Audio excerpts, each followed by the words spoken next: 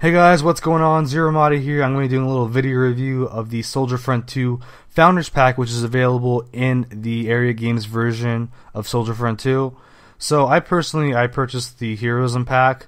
So I'm going to give my personal review and my personal outlook on kind of how the Heroism Pack helps me and helps me play the game. Kind of a little background information on the Heroism Pack and kind of all the other Founders Pack in general. I'm going to link you guys to the overview for each of the individual tiers of packs in the description box down below if you want to follow along with me. You have the Recruitment Pack, which is available for $15 right now.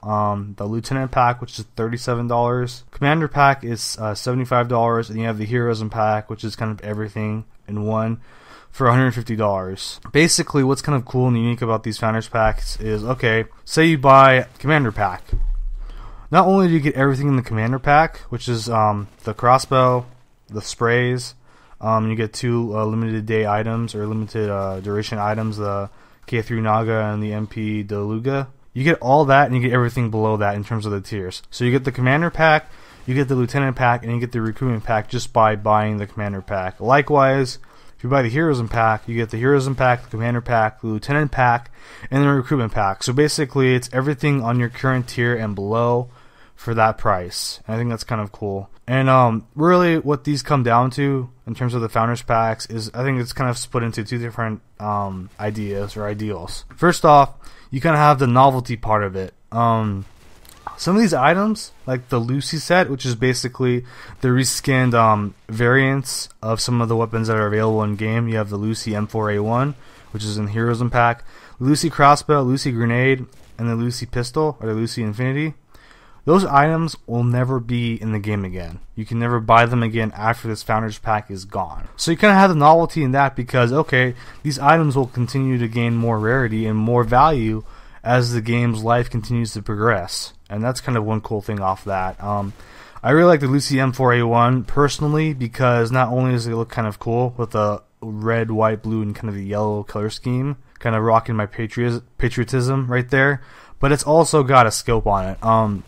Most of the weapons in game that are purchasable, they don't really have scopes. They're mostly iron sights. I think the scope really helps me in my aiming and kind of how I aim and how I fight battles and how I peek corners.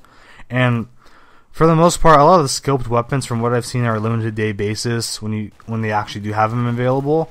So having a permanent scoped weapon, I think, is a huge asset and is really helpful in game. And I think really the scope kind of really augments how the gun's used in game and how you can really have better precision, better aiming when you have a scope on your gun.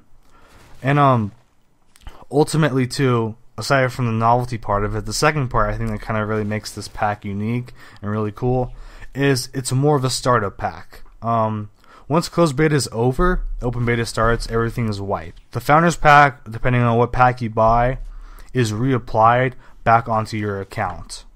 So after open beta starts, you'll get everything back from your Founders Pack. And some of the lower tiered Founders Pack tiers, like the Lieutenant Pack and the Recruitment Pack especially, they have EXP boosts.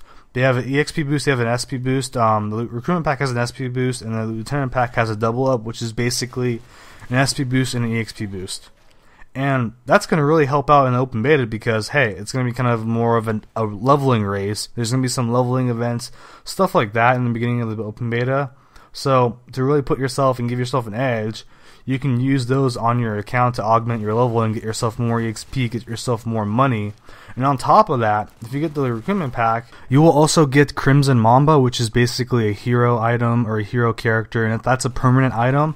And she takes place of your default avatar in terms of appearance and voice acting and other various characteristics of your default avatar. And when she's equipped, she will permanently give you a 50% bonus in XP and a 30% bonus in SP throughout any matches you play. And keep in mind that also stacks on top of any other bonuses you have equipped. So that's pretty pivotal, and that could be a huge asset towards your development as a player and a development as you're leveling up your character. Aside from the Lucy items, you have some limited time sprays, which are kind of similar to like CSS or CSGO. If you ever played those games, you can kind of spray stuff on the map and the environment. You have the Founders Pack sprays, you have the teabag sprays, and you have the trash can sprays. And those are kind of sprinkled in at different Founders Pack tiers as well.